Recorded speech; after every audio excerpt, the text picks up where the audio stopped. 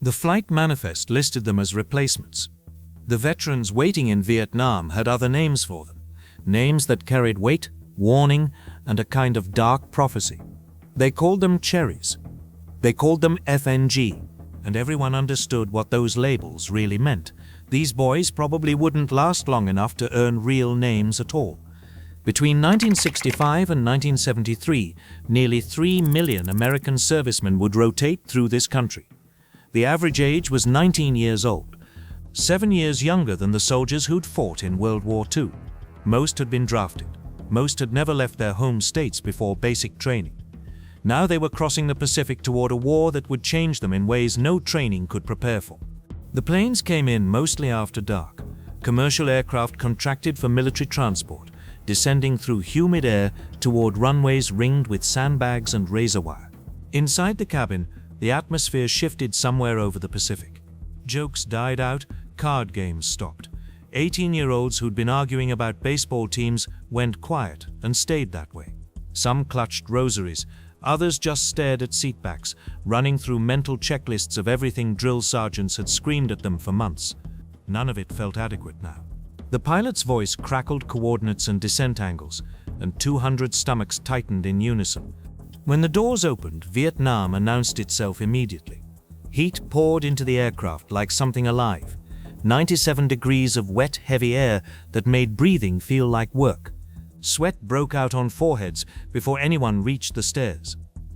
The smell came next: aviation fuel, rotting vegetation, and something else underneath that nobody could identify, but everyone recognized as deeply foreign.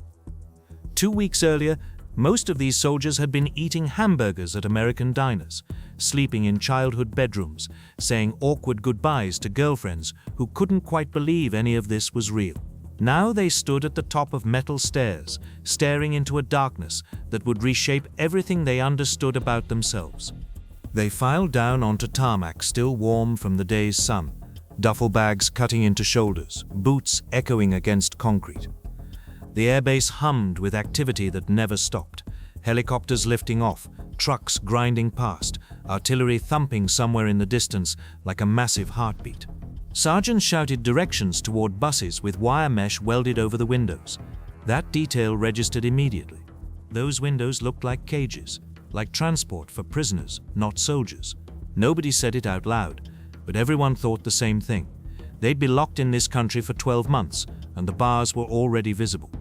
The bus ride offered their first real glimpse of Vietnam through that wire mesh.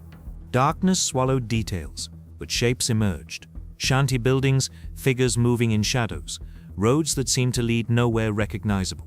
Some new arrivals pressed against the mesh, trying to see more clearly. Others slumped down in their seats, suddenly aware that they'd become targets the moment they stepped off the plane. The vehicle smelled like diesel and fear. Outside, nothing looked like the training manuals had promised. No clear battle lines, no obvious enemies. Just unfamiliar darkness stretching in every direction, holding secrets that would take months to learn if they survived that long. The replacement depots existed in a strange middle ground between worlds. Long Bean and Cam Ranh Bay had official designations, but soldiers just called them repo depots, massive holding pens where new arrivals waited to learn their fates. At first glance, these bases seemed almost normal. Barracks had actual beds, mess halls served hot food, recreation areas offered distractions.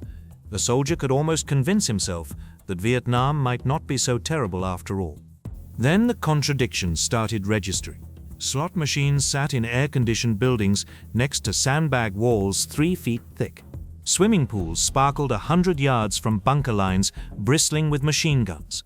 The PX sold cold Coca-Cola under rooflines wrapped in concertina wire. These bases occupied impossible territory. Not quite safe, not quite combat, suspended somewhere between the world soldiers had left and the one waiting to claim them. The comfort felt like a cruel joke, or maybe a last meal before execution. At night, the illusion shattered completely. Mortars or rockets would occasionally slam into perimeters, and suddenly everyone was scrambling for bunkers in darkness, hearts pounding, training finally feeling relevant. The attacks rarely caused serious damage, but they delivered their message effectively. The enemy was out there, watching, waiting, After that first panicked sprint through darkness, the swimming pools and slot machines stopped seeming like amenities. They started looking like props in an elaborate stage production designed to make the finale hit harder. The veterans working these depots had processed thousands of new arrivals. They handed out unit assignments with expressions that suggested they'd seen every possible human reaction and found none of them interesting anymore. Some soldiers received orders for relatively safe rear area positions, supply clerks, mechanics, administrative staff. Others got infantry assignments to places with names that meant nothing, yet but would eventually mean everything. The Central Highlands, the Mekong Delta, the Aishau Valley. The clerk reading your name couldn't have cared less which envelope contained your future. That randomness was the first real lesson. Control had always been an illusion. Vietnam just made the truth impossible to ignore. You could identify the new arrivals from 50 yards away. Their uniforms still had factory creases. Their boots reflected sunlight because nobody had told them to scuff the shine away. They walked with shoulders back, chins up, exactly the way stateside drill sergeants had demanded. Meanwhile, the veterans looked like different creatures entirely. Fatigues sun-bleached and hanging loose, boots caked with mud that never quite came off, eyes carrying something that hadn't been there when they'd arrived. The contrast wasn't merely visual, it marked the boundary between two entirely different species. The names came fast and stuck hard. FFNG, fucking new guy, though the acronym rarely got explained to the people it described. Cherry fresh, untouched, red and shiny, implying a vulnerability that would get tested immediately. At first, some 18-year-olds thought this was standard military hazing, the kind of ribbing that happened everywhere. But the veterans' voices carried something heavier than mockery. There was warning underneath the words, almost clinical, like doctors describing a condition that required urgent treatment. Some new arrivals pushed back against the labels. They'd mention their training scores, their marksmanship medals, trying to prove they weren't as inexperienced as everyone assumed. Those protests died fast. Veterans would just stare with flat, exhausted eyes until the new guy went quiet. Training ranges back in the States didn't have humidity that made rifles slippery with sweat. Paper targets didn't shoot back or plant explosive devices or materialize from jungle that seemed empty seconds earlier. Every stateside accomplishment meant exactly nothing here. The sooner a Cherry understood that, the better his odds became. The real education started at fire bases scattered across the country, hilltop outposts surrounded by sandbags and wire, close enough to combat that mortars hit regularly. These weren't the bases with swimming pools. Firebase positions had names that sounded almost peaceful: Kien, Pershing, Bastogne, but they existed solely to project artillery support into hostile territory. Before anyone handed a new soldier a rucksack and pointed him toward the jungle, veterans conducted orientation sessions unlike anything from formal training. They didn't use charts or lectures. They gathered the new arrivals and taught them the skill that mattered most in Vietnam: how to listen. In jungle warfare, your ears kept you alive when your eyes became useless. The lessons started with weapons recognition.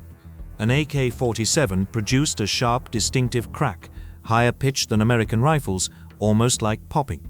The M16 had a flatter, faster rattle. Veterans would fire both weapons while new arrivals listened from safe positions, drilling the difference into memory. Heavier weapons came next. A .51 caliber machine gun delivered deep thumping bursts you could feel in your chest from 100 yards away. Mortars made a specific whooshing sound at launch, giving maybe 3 seconds to find cover before impact. RPGs, rocket-propelled grenades, produced a distinctive backblast that experienced soldiers learned to identify. The veterans drilled these differences relentlessly because jungle fighting often meant never seeing your enemy. You'd hear a weapon crack from somewhere in the vegetation and have to decide instantly, friendly or hostile, return fire or dive for cover. That split-second identification could determine everything. Then came the stranger lessons, the ones that sounded insane until experience proved their wisdom. Remove your underwear, the veteran said. Stop wearing it entirely. In jungle humidity, fabric trapped moisture against skin and created fungal infections that could disable a soldier faster than enemy fire. Soldiers who ignored this advice ended up with conditions so severe they couldn't walk. It sounded ridiculous until you saw someone limping back to base after 3 days in wet cotton. Dog tags got relocated next. The Army issued 2 metal tags on a chain around the neck, but veterans immediately pulled theirs off and threaded them through bootlaces instead. The reason was simple. Metal tags rattled during movement. In a silent jungle where everyone was listening for footsteps, that tiny clinking sound carried like a signal flare. One soldier might think his tags were quiet enough. They never were. The field protocols multiplied from there. Never kick a can or bottle lying on a trail, no matter how natural the impulse. Never pick up abandoned equipment, even if it looked valuable. The Viet Cong had turned American curiosity into a weapon, rigging grenades to beer cans, attaching tripwires to anything that might catch a soldier's attention. Don't use scented soap or toothpaste. The smell carried too far, and enemy trackers could follow a column by scent alone. Sleep with your boots on, rifle within arm's reach, because attacks came at dawn, and 3 seconds could mean everything. These rules felt like superstition at first. Then the new soldiers started noticing which men had survived their first few months, and which ones hadn't. The survivors were the ones with dog tags in their boots and unwashed bodies that smelled like mud. The rules weren't crazy. They were just written in a language you could only read after the jungle started teaching. The helicopters dropped them in clearings hacked out of vegetation so thick you couldn't see 10 feet in any direction. The rotor wash flattened elephant grass in waves, and then the aircraft lifted away, leaving sudden silence that felt almost physical. Within minutes of landing, every lesson from firebase orientation started making brutal sense. Each soldier carried a rucksack weighing around 60 pounds, ammunition, water, sea rations that nobody wanted to eat, radio batteries, claymore mines, grenades, smoke canisters, poncho liners, and extra socks that would be soaked within the hour. In the humidity, that 60 pounds felt like 300. Sweat soaked through fatigues before the first 100 yards. The jungle didn't provide relief. It trapped heat closer, turning the air itself into something that had to be fought through. The vegetation turned out to be as dangerous as anything that might be hiding in it. Elephant grass grew taller than a man, with edges sharp enough to slice exposed skin into ribbons. Soldiers learned fast to keep their sleeves rolled down regardless of the heat. The cuts from elephant grass could get infected within hours in this climate. Vines snagged equipment constantly. "Wait a minute, vines," the soldiers called them, because that's exactly what happened when they caught your rucksack straps. Thorns tore through fabric. Bamboo thickets grew so dense that patrols sometimes had to remove their packs and crawl through on their bellies. The ground alternated between mud that sucked boots off feet and baked clay that twisted ankles. Every step required full attention, which made exhaustion arrive faster. Wildlife added constant harassment. Leeches attached themselves to skin in places you couldn't see, requiring soldiers to check each other constantly. Mosquitoes swarmed in clouds thick enough to breathe in. Fire ants the size of thumbs delivered bites that left welts for days. Snakes dropped from branches without warning.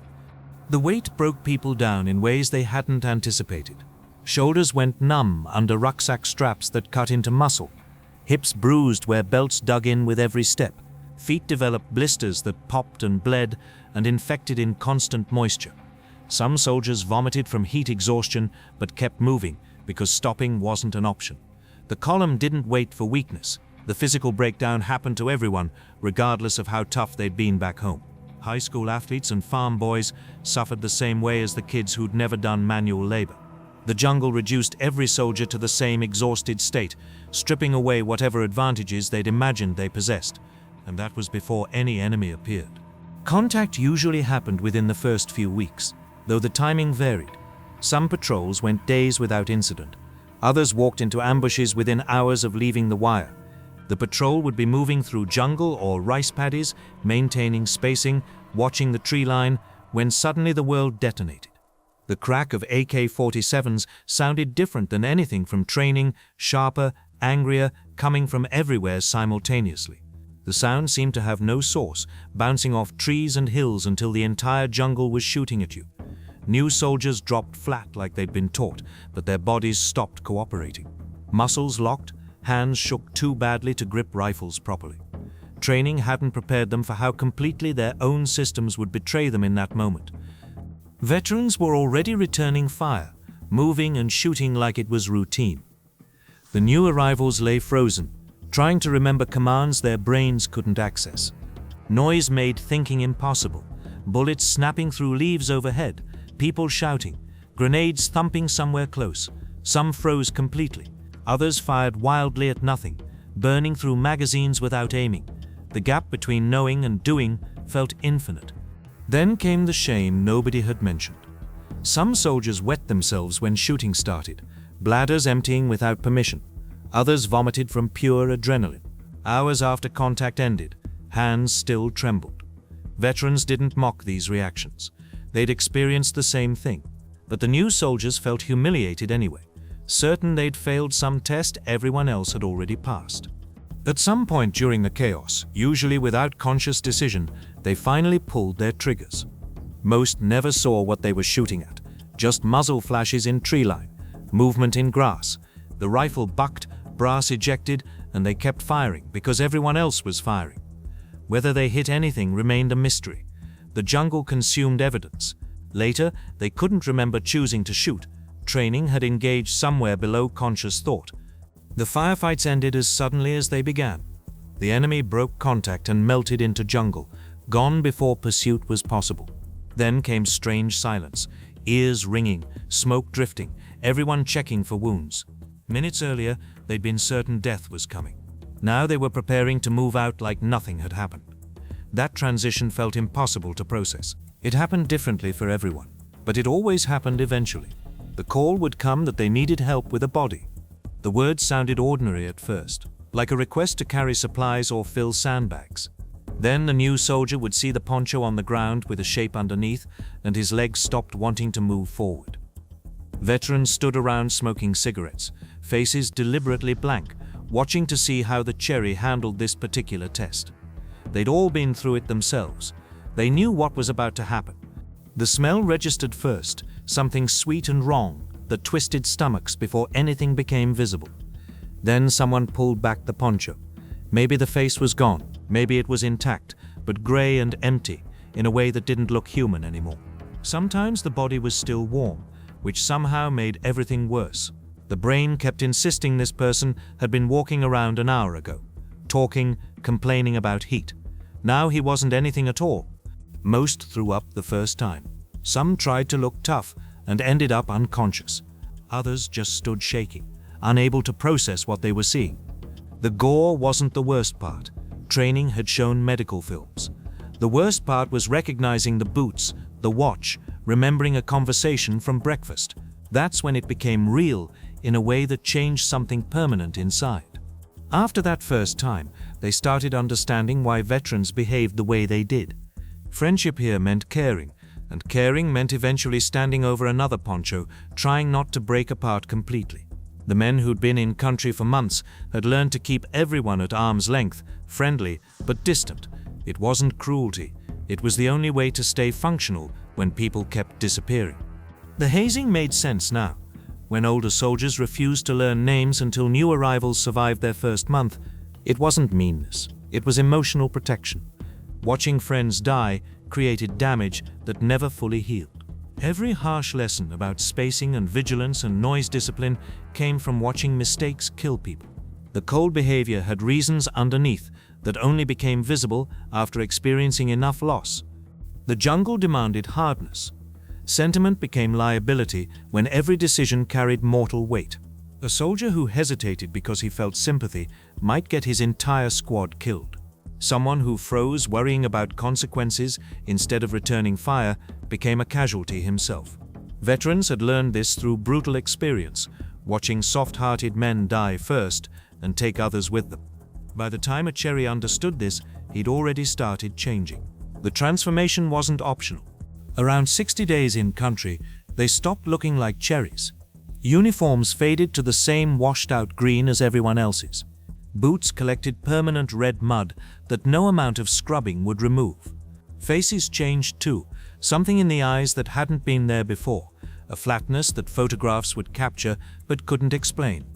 Haircuts grew out and nobody cared. The creases disappeared from fatigues. They stopped asking questions and started just watching, just moving, just doing what needed doing. The transformation wasn't chosen, it just happened. The way weather changes metal left outside, the way rivers carve canyons given enough time. They learned to count time differently. Back home, months had names and weeks had structure. Here, time got measured in days remaining. Deros, the army called it, date eligible for return from overseas, 365, when you arrived, counting backward every morning. Some marked calendars obsessively. Others kept the number like a mantra, reciting it silently while humping through jungle. Around day 200, something shifted. You'd been there longer than you had left. That felt important somehow, like crossing an invisible line that meant survival had become statistically possible. Letters home got shorter. There wasn't a good way to describe what was happening, and the gap between worlds kept widening. Families wrote about football games and neighborhood drama, things that belonged to a different planet entirely. Home became abstract, almost fictional, a place that existed but didn't feel real anymore. The people writing those letters couldn't understand what their sons and brothers had become, and the soldiers couldn't find words to explain it, not without saying things that would break hearts or sound insane. By then they understood that skill mattered less than luck. The soldiers who survived weren't necessarily the smartest or strongest or best trained. They were simply the fortunate ones, the ones who'd stepped left instead of right, who'd been at the back of the column instead of the front, who'd ducked a second before the bullet arrived.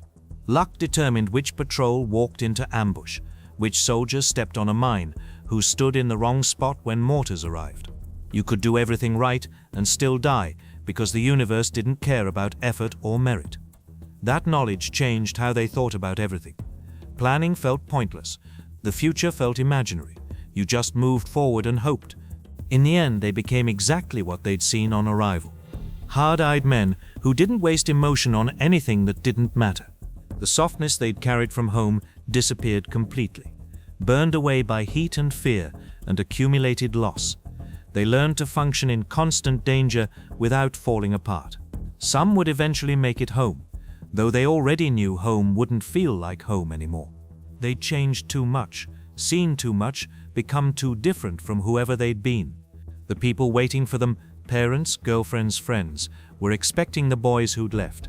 Those boys didn't exist anymore. The jungle didn't just test them, it rewrote them completely.